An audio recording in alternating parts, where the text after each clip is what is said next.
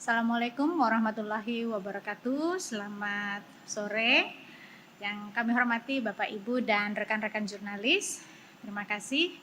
Pada sore hari ini kami kembali akan menyampaikan perkembangan dari penanganan perkara, khususnya dugaan tindak pidana korupsi terkait dengan kerjasama pengangkutan batubara pada BUMD milik pemerintah Provinsi Sumatera Selatan.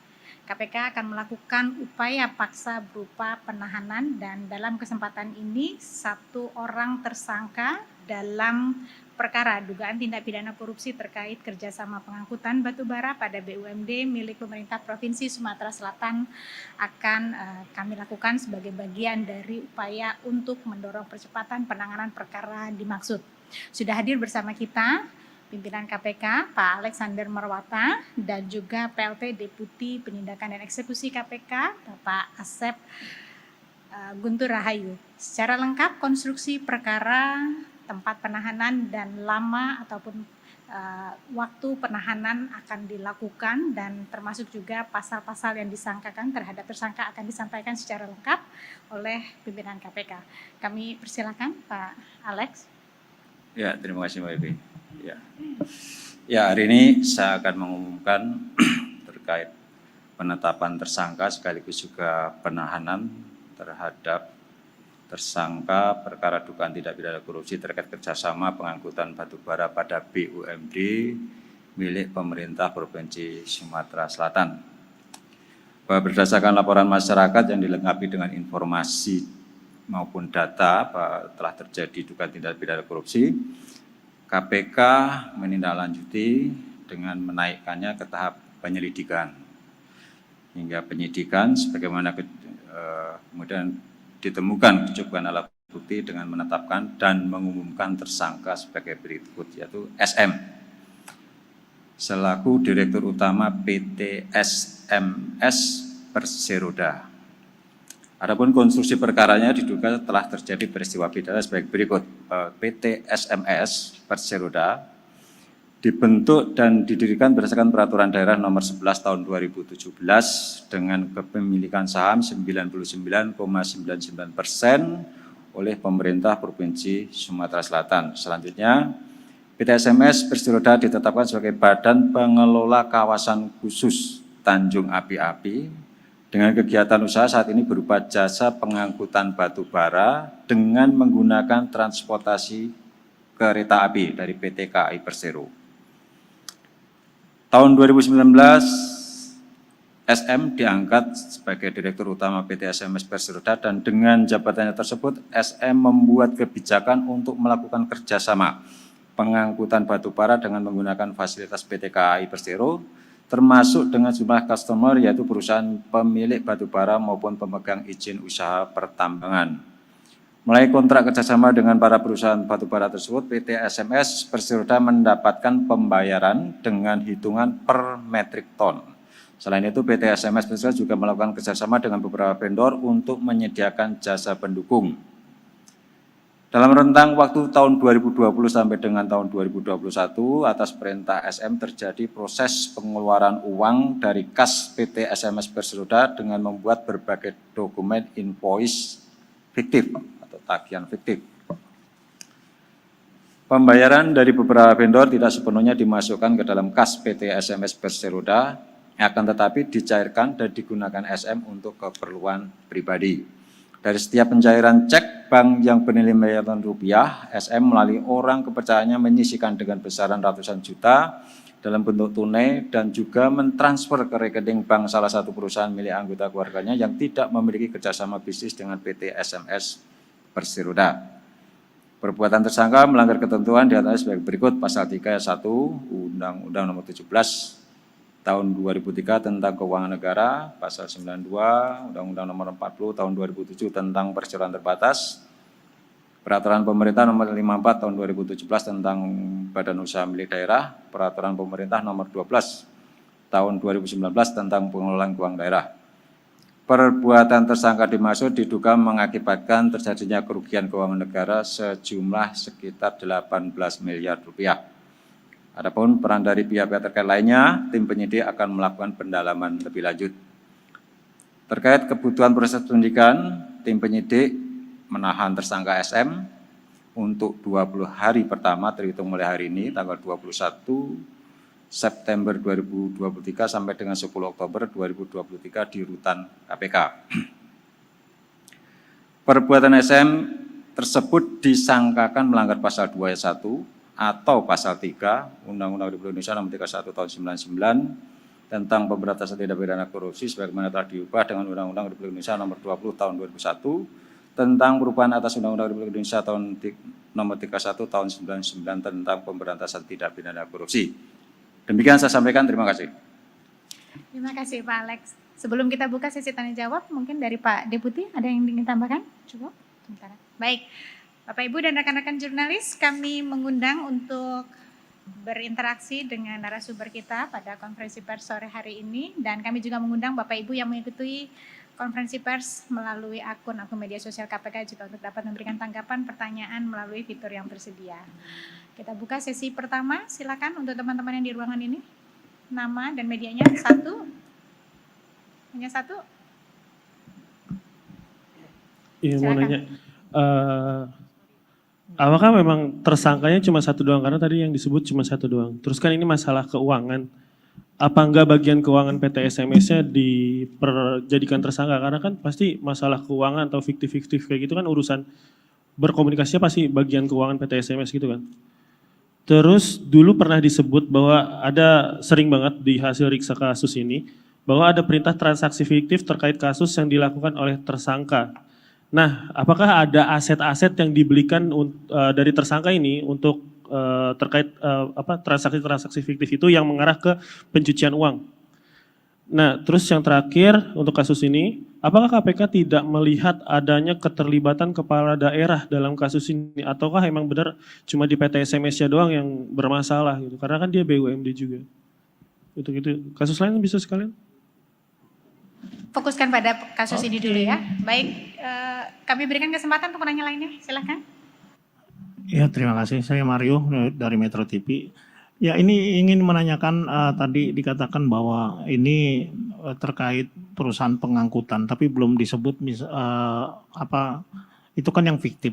Bagaimana yang memang real dikerjakan? Apakah memang tidak ada dugaan-dugaan, misalkan kayak semacam markup kan per metric tonnya aja sudah diketahui berapa, bisa saja tersangka ini menitipkan per rupiah misalkan untuk setiap metrik ton dari bisnis pengangkutan batubara yang secara resmi. Terus kedua, kalau dikatakan mengakibatkan kerugian negara sekitar 18 miliar, ini kan tersangka di belakang ini kan beberapa kali selalu ikut dalam kontestasi Cawako Palembang. Apakah memang KPK sudah menemukan bahwa motif ini sebenarnya guna dia maju dalam pilkada sebagai wali kota Palembang? Ini kan jelas dia punya tim, dia harus bagaimana mendistribusikan, bagaimana pemenangan dirinya dengan berkampanye dan lain-lain. Apakah KPK sudah menelusuri bahwa motif fiktif proyeknya itu berkaitan soal kontestasi politik yang akan dilakukan oleh tersangka Sarimuda ini? Terima kasih. Yang lain Mbak, ini dulu atau gimana? Ya, prioritas ini dulu ya. Boleh saya buka satu lagi penanya? Tidak ada ya? Baik, untuk topik ini dari dua penanya tadi ada 4 pertanyaan saya catat Pak. Silakan. Oke, ya. Nanti untuk lebih detail dan jelasnya mungkin akan dijelaskan oleh Pak Asep ya. Tadi sudah disampaikan dan dalam rilis bahwa untuk sementara ini baru 1 tersangka. Adapun keterlibatan pihak-pihak yang lain jika ada nanti pasti akan didalami oleh penyidik ya. Tentu yang namanya pengeluaran fiktif ya pasti juga melibatkan pihak lain, setidaknya taruhlah misalnya pemegang kas dan lain sebagainya. Tentu nanti juga akan dilihat sejauh mana keterlibatan pihak lain tersebut ya, karena ini kan hubungan kuasi antara pimpinan bawahan itu kadang-kadang sulit ya. Bawahan mungkin hanya sekedar melaksanakan perintah pimpinan dan seterusnya. Tentu akan dilihat ada pertanggungjawaban dari setiap orang yang diduga mengetahui terjadinya pengeluaran fiktif tersebut. Bagaimana dengan tindak pidana TPPU? Ya, tadi juga disebutkan di dalam rilis tadi bahwa ada pentransferan dari atau pengeluaran dari uang perusahaan itu ditransfer ke rekening-rekening saudaranya dan lain sebagainya, dan yang tidak ada hubungannya, tidak ada hubungan bisnis dengan pengangkutan batu bara. Tentu harus dilihat apakah modus tersebut mentransfer ke rekening pihak keluarga atau siapa itu dalam rangka untuk menyembunyikan atau menyamarkan asal-usul harta dari tindak pidana. Kalau itu nanti juga terpenuhi, pasti juga akan masuk ke TPPU. Karena salah satu syarat TPPU-nya adalah bahwa uang itu dari hasil tindak pidana dan ditransfer, dibelanjakan dan seterusnya seolah-olah itu berasal dari harta yang dibeli secara legal. Ya. Tujuannya adalah untuk menyamarkan kan, itu harus dibuktikan dulu apakah ada unsur untuk menyembunyikan atau menyamarkan harta hasil tindak pidana, ya kan seperti itu. Kemudian keterlibatan kepala daerah apakah ada, tadi sudah saya sampaikan, ya nanti pasti akan didalami dari informasi-informasi atau dari keterangan-keterangan saksi yang diperiksa oleh penyidik. Apakah ada markup? Sejauh ini informasi dan proses penyidikan baru mendalami terkait dengan pengeluaran-pengeluaran fiktif ya dari perusahaan PT SMS, termasuk penggunaan dari uang tersebut. Apakah untuk konsultasi Cawako? Ya, saya masih ingat betul beberapa kali yang bersangkutan juga mencalonkan sebagai calon wali kota yang dulu bahkan ketika saya masih aktif sebagai hakim itu ya kan bersengketanya di MK juga dengan kalau nggak salah Romi Herton kalau nggak salah waktu itu kan, yang kemudian ya di tingkat MK ya, kemenangan yang bersangkutan dibatalkan dan kemudian dimenangkan oleh Romi Herton yang kemudian ya teman-teman tahu bermasalah di dalam proses putusan MK tersebut kan begitu. Ya, almarhum Romi Herton kan seperti itu ya. Ya saya nggak tahu apakah antara lain untuk membiayai konsultasi Cawako tersebut menggunakan uang-uang dari PT SMS atau dari kegiatan-kegiatan yang lain ya. Pasti nanti kalau informasi kemudian data, dokumen, keterangan saksi itu diperoleh tentu pasti juga penyidik akan lebih mendalaminya ke arah situ. Silakan Pak Sek, barangkali kalau ada yang ingin ditambahkan atau cukup? Cukup Pak. Cukup jelas. Oke. Baik, kita buka sesi kedua. Silakan jika ada pertanyaan lainnya. Silakan. 1, 2. Oke, 3. Ini ada 3 pertanyaan. Siapa dulu nih? Chan. Nih, Chandra. Siapa nih, Mas Chandra dulu atau Mas Mario nih? Silakan yang udah pegang mikrofon. Saya dulu ya. BBM, thank you. Mau nanya soal ini Pak, soal kasus Rafael Alun. Kan dalam dakwaan disebutkan bahwa Rafael menerima 6 miliar dari Wilmar Group. Dan jaksa juga dalam tanggapan eksepsi menyebutkan bahwa uang itu merujuk ke suap. Nah, dulu kan ada, KPK tuh pernah memeriksa namanya saudara dari pemilik Wilmar Group namanya Tio Ida. Apakah benar kabar yang menyebut bahwa uang 6 miliar itu merupakan perintah dari Tio Ida melalui pihak ketiga untuk diberikan ke Rafael, memberikan Rafael? Dan apakah ada kemungkinan Tio Ida ini dihadirkan dalam persidangan? Karena waktu pemeriksaan, waktu dalam penyidikan itu dia suka nggak kooperatif waktu itu.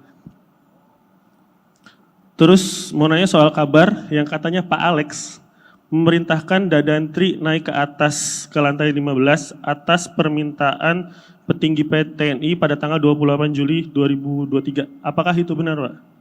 Terus mau nanya lagi, apa benar Pak Sekjen Pak Cahya Reva yang mengantarkan TNI ke lantai 15 untuk bertemu dengan Dadan, dan kabar juga Pak Cahya juga yang mengantarkan petinggi TNI itu pulang sampai ke rumahnya. Apakah itu benar? Terus mau nanya lagi soal kemarin katanya ada penggeledahan rumah ex Dirut Pertamina Karen Agustiawan. Apakah itu benar ada penggeledahan di sana? Terakhir mau nanya soal Karahumas MA Sobandi yang dalam hasil riksa tadi disebutkan bahwa dia mengetahui cara Hasbiasan menerima tamu yang diduga berperkara. Nah, apakah mungkin Pak Sobandi ini bisa dikategorikan orang yang terlibat dalam kasus suap di MA? Karena kan dia meloloskan orang-orang yang dinilai aneh dah bertemu seorang sekma gitu. Apakah bisa dijadikan keterlibatan dia bisa diusut gitu? Terima kasih.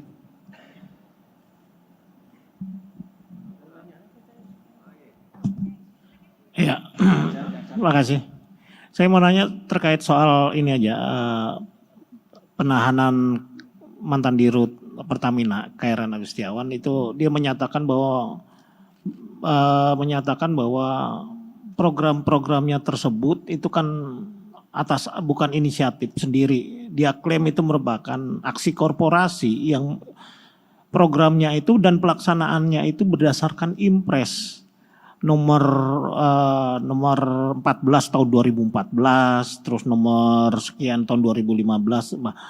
Dan kemudian dalam program penyediaan gas itu semua itu memang berdasarkan bahkan didisposisikan kepada Menteri BUMN saat itu Dahlan Iskan. Itu yang dikatakan oleh Karen bahwa semuanya itu sebenarnya atas program yang sudah dilaksanakan sesuai petunjuk pemerintah. Nah, persoalan kerugian dan segala macamnya itu adalah dampak ketika memang ada semacam tidak beberapa plan itu yang tidak dijalankan sehingga memunculkan kerugian. Tanggapannya pertama pertanyaan saya soal itu, terus kedua saya menagih ke Pak Asep soal CWT itu yang kasus pengadaan pesawat yang sudah menetapkan tersangka mantan anggota DPR dari partai fraksi PAN itu sejauh mana? Kok tidak ada perkembangan, tidak ada proses penyidikan? Saya amati di penyidikan kok nggak ada yang diperiksa, apa udah pada terbang semua ini orang naik Garuda kan? Nah, terus kelanjutannya soal kasus LE Pak Alek ini gimana Pak? Apakah sudah masuk pada tindak pidana lain? Baik itu makan minum, kemudian otsus itu kayaknya tidak ada penggambaran hanya berkutat di gratifikasi dan yang sudah sedang disidangkan ini apakah memang tidak berjalan sampai saat ini perkembangannya kayaknya kurang masif dalam hal penanganan tindak pidana lain.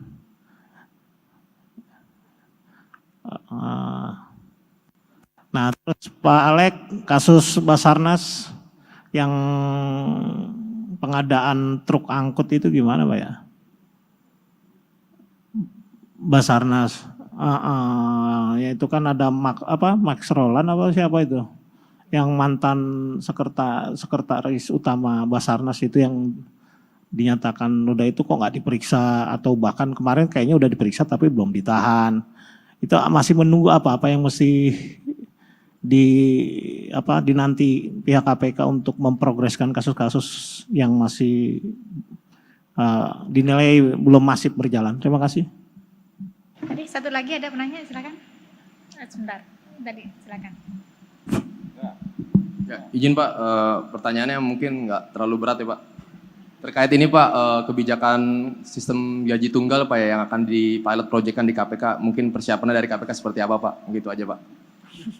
Ya, satu lagi penanya terakhir. Ya, silakan. selamat sore Mbak Ipi, Pak Alex, Pak Asep. Saya Tasya dari Voi.id. Izin mau tanya soal pemeriksaan di kasus Kepala Bea Cukai Yogyakarta, ED. Itu kan ada sejumlah pihak swasta yang dipanggil ya. Apakah ada penerimaan uang dari mereka untuk melancarkan bisnisnya? Itu pertama. Yang kedua, ada pemeriksaan Irwan Musri yang kita ketahui kalau dia tuh punya toko retail jam mewah. Nah, apakah itu terkait impor jam mewah yang dia pegang lisensinya seperti misalnya Rolex dan lain-lain. Terus ketiga, kalau misalnya nggak terkait dengan jam tangan, dia kan punya bisnis fashion juga. Nah, apakah itu terkait bisnis fashionnya gitu? Terus ada permintaan juga dari teman-teman TV tadi belum pada dapat visual soal penyitaan mobil di kasus Andi Pramono, mungkin bisa ditambahkan sekalian. Sama yang terakhir soal Lukas NMB, tadi di sidang Lukas bilang kalau KPK diminta buktiin soal pesawat pribadinya dia yang dibeli pakai uang korupsi. Nah, itu bisa dijelasin aja nggak sih pesawatnya ada di mana gitu? Kalau memang misalnya ada, terus yang selanjutnya sebenarnya ini pertanyaannya kan karena KPK selama ini nyita yang barang-barang TPPU itu kan kayak mobil gitu-gitu ya. Kalau bener ada pesawat, ini kan perdana nih berarti. Ini mau ditaruh di mana nanti pesawatnya? Itu aja, terima kasih.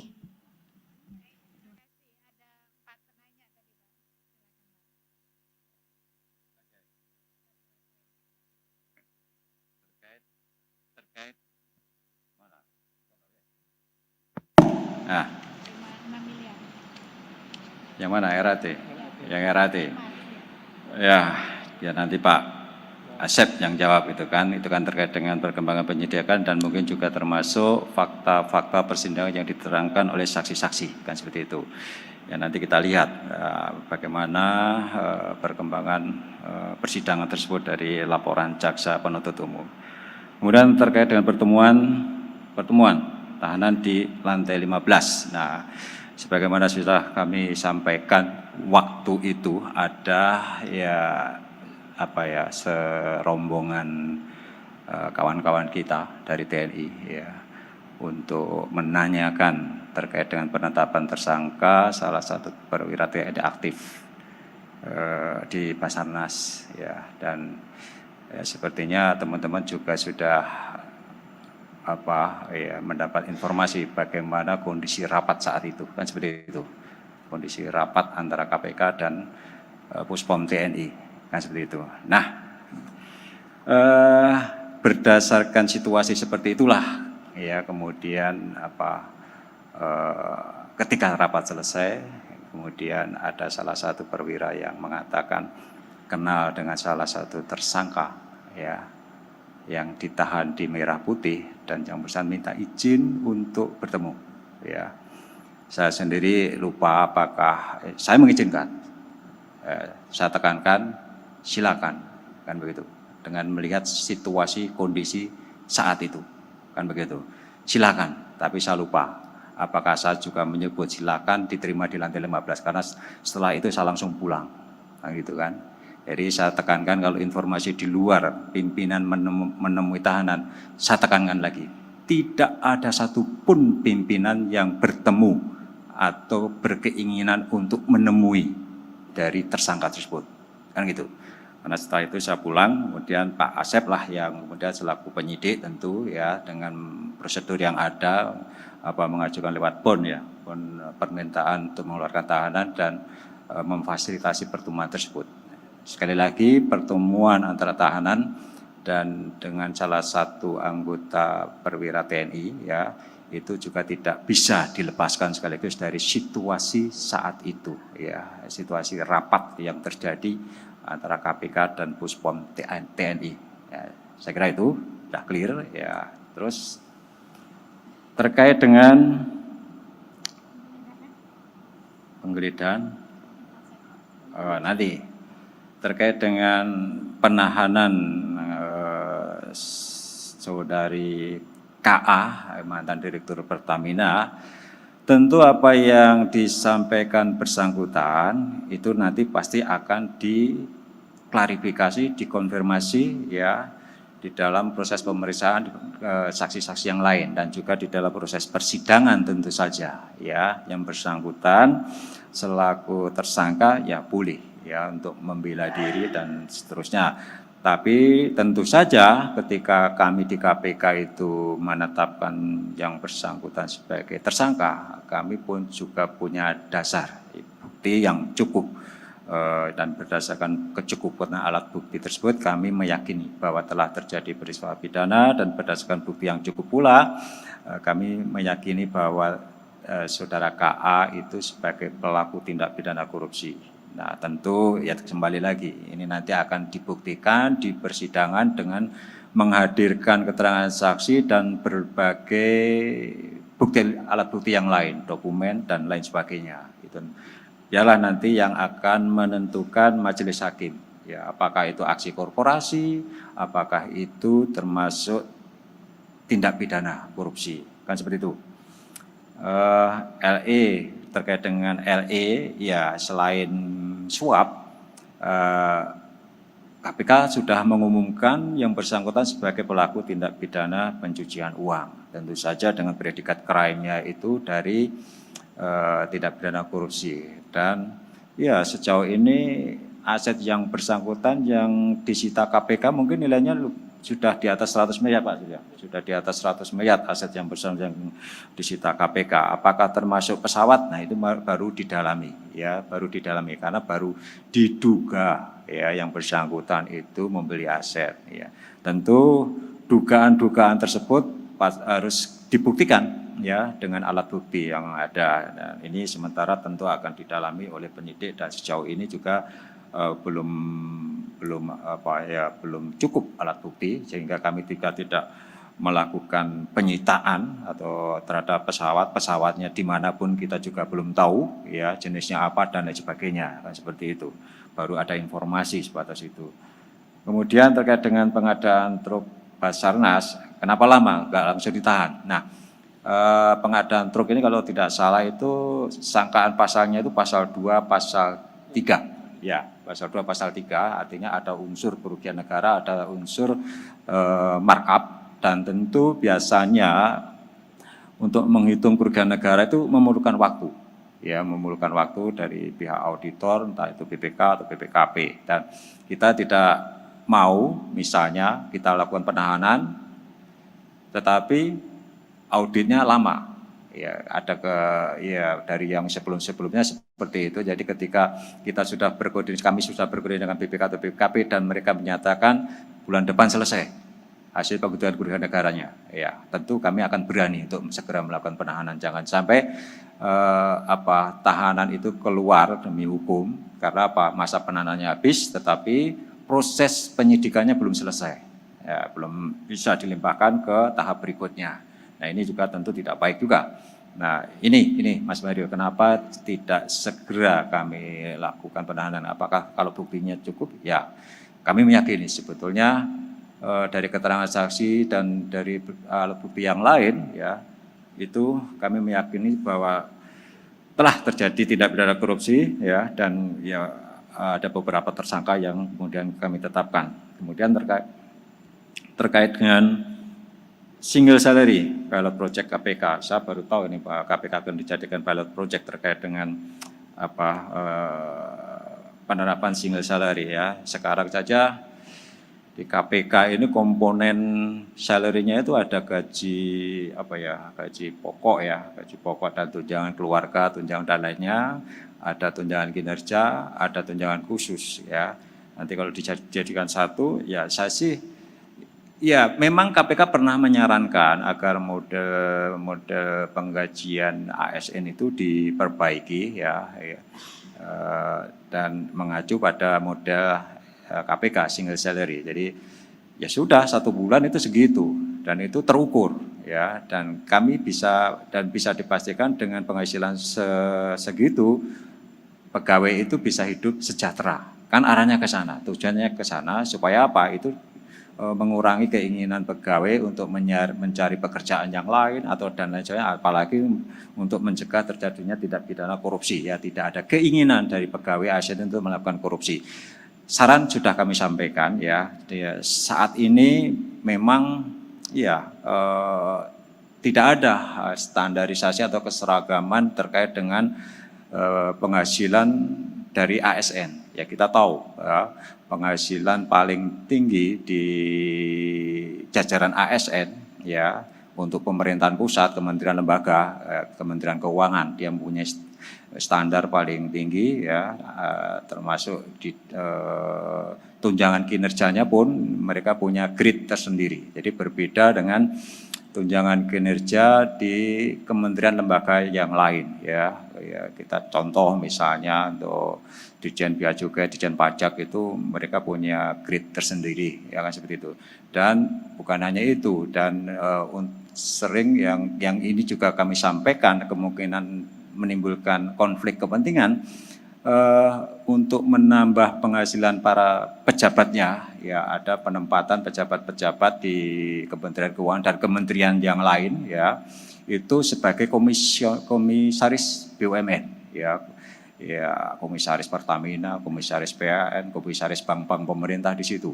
Nah, itu bahkan itu penghasilan sebagai komisaris itu jauh lebih tinggi dibandingkan penghasilan sebagai ASN. Ya kan?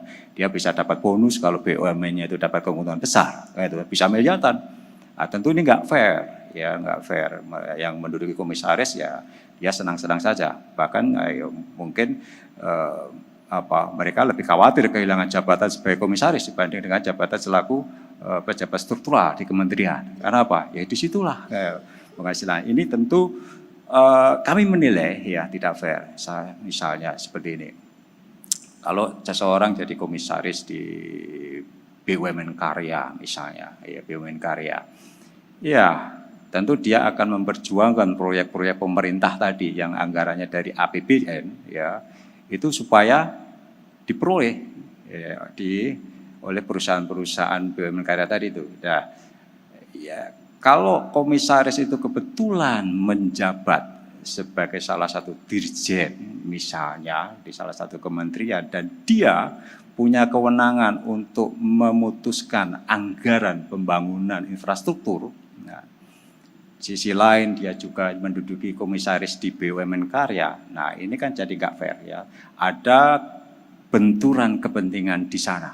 Ada kebenturan di sana yang kita tahu bahwa akar korupsi itu sering muncul dari adanya benturan kepentingan antara pengambil kebijakan dan ya kemudian dia memutuskan sesuatu yang akan berdampak pada kepentingan yang bersangkutan atau kepentingan dari kelompoknya atau unit usahanya kan seperti itu. Nah ini sudah kami sampaikan ya, ini hal seperti ini mestinya bisa kita atur yaitu tadi dengan single salary ya.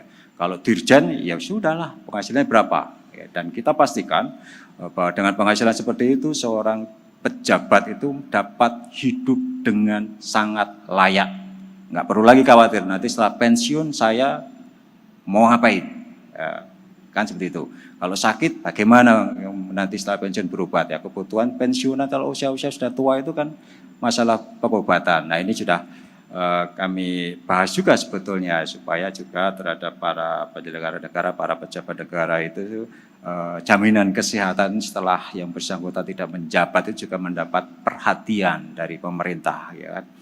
Itu salah satunya yang pernah kami sampaikan untuk perbaikan dalam struktur penggajian ASN ya dan juga termasuk pejabat struktural di instansi lembaga pemerintah baik di pusat maupun daerah. Selebihnya mungkin Pak Asep bisa menambahkan ya yang lebih detail. Terima kasih pimpinan. Sebetulnya sudah komprehensif apa yang disampaikan oleh Bapak, tapi mungkin takutnya ada yang tanya nih, belum gitu Pak. Ya. Sabar Mas Aryo. Yang pertama dari Mas Chandra tadi ada terkait saksi perkaranya saudara HH yang di perkara MA. Tentu kami akan mendalaminya. Jadi setiap kita melakukan pemeriksaan terhadap para saksi, juga kita mendalami peristiwanya. Selain dari keterangan peristiwanya, apabila nanti ditemukan ya peristiwa atau tindak pidana baru, khususnya tindak pidana korupsi, tentu nanti setelah selesai kita akan ada laporan perkembangan penyidikan. Kalau itu di penyidikan. Nah, seperti tadi kan ditanyakan juga terkait di sidangnya RAT, nanti ada laporan perkembangan penuntutan. Jadi kita lihat dari masing-masing saksi ini apa perannya, ternyata ditemukan perkara baru, ya tentu kita akan tangani perkara tersebut. Kemudian tadi juga dari Mas Mario mungkin yang belum itu PT IADS ya, itu sedang berjalan Mas. Penanganan perkaranya sedang berjalan. Nanti ditunggu sama Mas Mario gitu. Seperti kan perkara ini juga kan ditanya-tanya terus, kapan. Nah, kalau kita sudah lengkap, sudah siap, tentu akan kita lakukan upaya paksa, penahanan dan lain-lainnya. Kemudian menambahkan di perkaranya Pak Lukas NMB, selain dari TPPU juga kita menangani tindak pidana korupsi terkait dengan APBD, ya APBD-nya, APBD provinsi, di mana salah satunya terkait dengan pengadaan makan dan minum, itu sudah kita tangani juga, ya. Kemudian dari Mbak Tasya, ini terkait pemeriksaan Saudara ED, ya mantan Kepala Bea Cukai Jogja. Ini ada 1-2 pertanyaan. Jadi karena yang bersangkutan adalah berdinas di Bea Cukai, tentunya terkait dengan masalah ekspor dan impor. Ya. Jadi yang diminta keterangan, baik itu perusahaan ataupun orang per orang, pasti terkait dengan masalah ekspor dan impor gitu ya. Kalau secara detailnya kami tidak bisa menjelaskan di sini karena itu sudah masuk materi penyidikan, tapi secara garis besar itu terkait dengan masalah ekspor dan impor. Nah, dari sanalah Saudara ED ini mendapatkan sesuatu yang dikategorikan masuk ranah tindak pidana korupsi. Kemudian juga pesawat tadi sudah sama Pak Alex ya. Ini terkait dengan RDG, ditunggu saja. Ini mau disimpan di mana? Nah, kami juga sudah pilihannya banyak, Pak. Pilihannya banyak.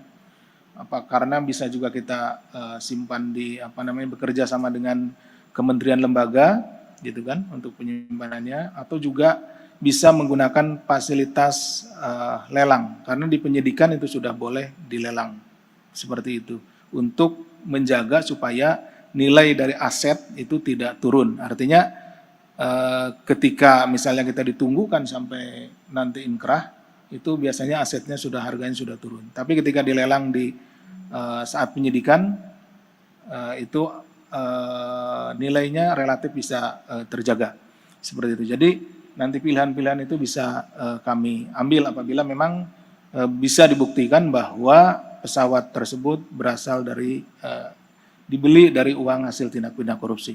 Itu mungkin yang bisa kami tambahkan, Bapak. Terima kasih. Assalamualaikum warahmatullahi wabarakatuh. Waalaikumsalam warahmatullahi wabarakatuh. Terima kasih Pak Alex, terima kasih Pak Asep. Saya kira semua sudah dijawab lengkap ya teman-teman. Kita cukupkan untuk konferensi pers kita sore hari ini. Kalau masih ada pertanyaan nanti silakan bisa dilanjutkan setelah konversi ini karena sudah azan maghrib ya. Jadi kita tutup. Terima kasih sekali lagi. Wassalamualaikum warahmatullahi wabarakatuh.